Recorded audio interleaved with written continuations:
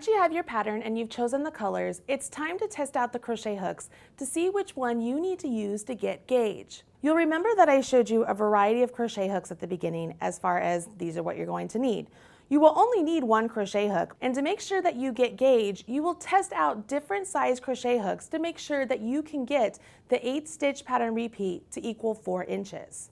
Now for me, I had to use a K hook to get that particular gauge, but the designer used a D hook to get that gauge. All that means is that the designer is a little bit looser of a crocheter than I am, and the same thing can be said for you. Maybe you need a D crochet hook to get the same gauge, but somebody else might need a K hook. This is where doing a gauge swatch is so important, so please do not skip this step. As I mentioned before with the yarn colors, this is also a great opportunity for you to test out the colors you've chosen to see if they work well together. So let's go ahead, grab a hook size that you think might work for you, and let's learn this stitch pattern. We will start off by chaining an odd number of stitches. I'm going to do 25. First, we'll begin with the slip knot. Place the tail of your yarn in the palm of your hand.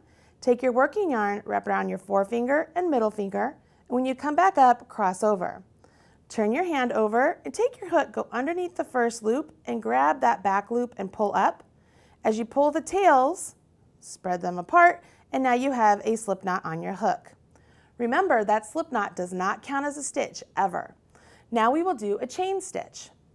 For a chain stitch, you simply go from left underneath the yarn to the right, come back up, and then pull that yarn through.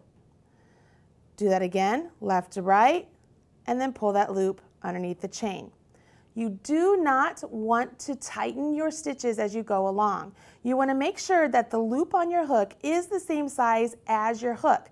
That's what determines the size of these stitches. So it's very important to keep the consistency that you maintain that size throughout. So as you are chaining, make sure that your stitches are still nice and loose and they are the same size as the hook you are using. Go ahead and chain 25.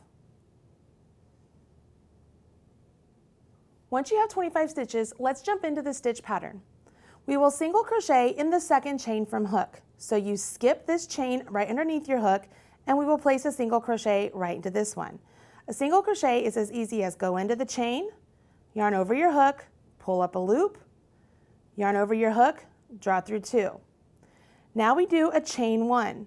When you do this chain 1, the chain is just like we did before, but I need you to really make sure that you are not tightening that chain right there, and that will be very important as you move along in this pattern.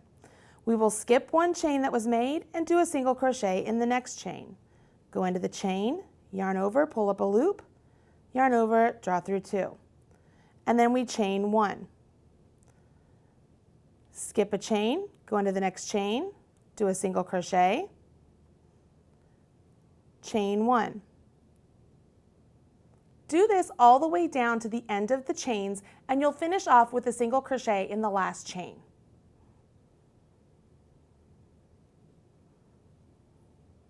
For this last single crochet, we will change colors as we pull through the 2 loops that are on our hook.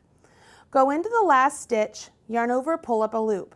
Once you have 2 loops on your hook, go ahead and drop the yarn you're using and grab your next color. This will be your color B. For me, I'm using the leaf color, and it is the Red Heart Soft yarn.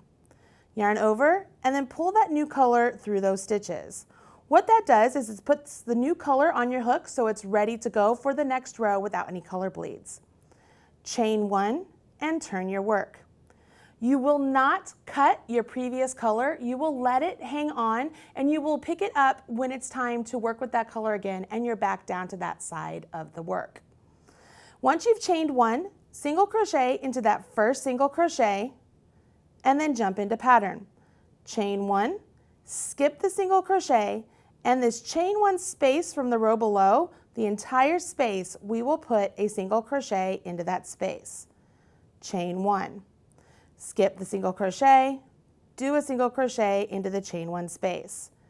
You'll notice that I'm keeping my chain 1s nice and loose, and what I will often do is as I finish my chain 1, I think of laying it down, and as long as this chain 1 is the width of that single crochet I'm skipping, I know that I have not done my chain too tightly.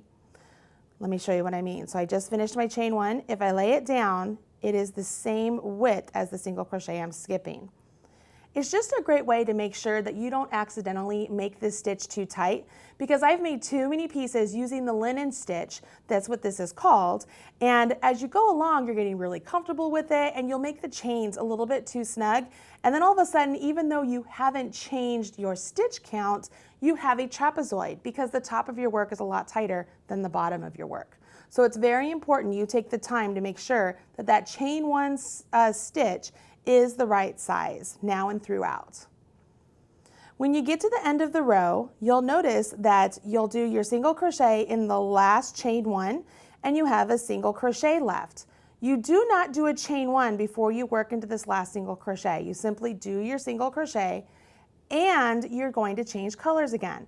So I've yarned over and pulled up a loop. I will drop my leaf color, grab my unforgettable, which is title, and I will yarn over and pull through with my new color. And once again, if I do it correctly, I have my new color on my hook and I'm ready to go. So I chain 1, turn my work, I will not cut the green yarn, and I will continue on with the title. So I'll do a single crochet right here at the beginning and then do my chain 1. The unforgettable yarn is the same yarn weight as the soft yarn, meaning it's a Craft Yarn Council size 4.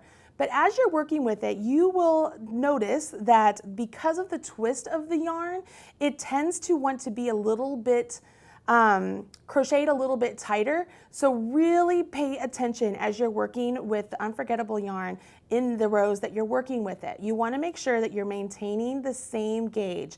So as long as you're keeping those stitches the same size as your hook, you will be just fine. As you get to the end, once again, you do a single crochet in the chain 1 space, and you finish off with just a single crochet in that last one. You will not put a chain 1 in between that last single crochet and that one right there. You change colors again, and here's what's really great about using 3 colors.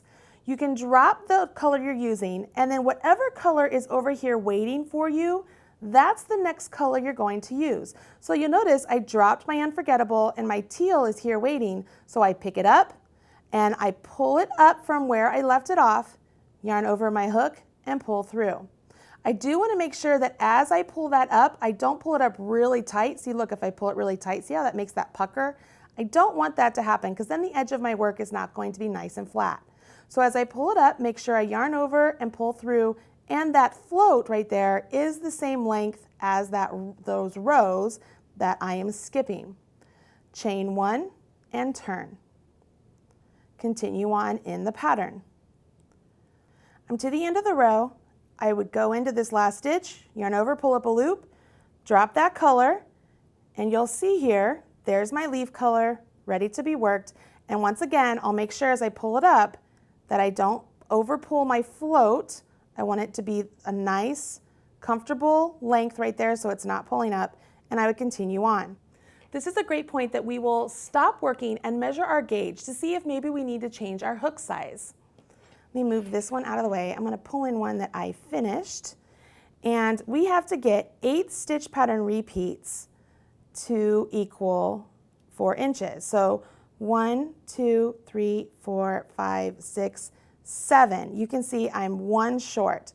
For me, if I were jumping into my Ruana, I would want to drop down a hook size. So that way I got more stitches in a 4-inch space than I have right now, because I'm getting 7 stitch pattern repeats in 4 inches and I want 8. So that's what you would do. You would set down your work, measure it out. If you're getting too many stitches, then you have to go up a hook size because you want them to be bigger. If you're getting too few stitches, you want to go down a hook size because you want them to be smaller. The biggest thing here is that you just want to make sure that your stitch pattern is going to come out beautifully and be the same gauge as the designer intended, because that will make sure that you get a Ruana the size that you want it to be. In the next video, I'll show you the next step.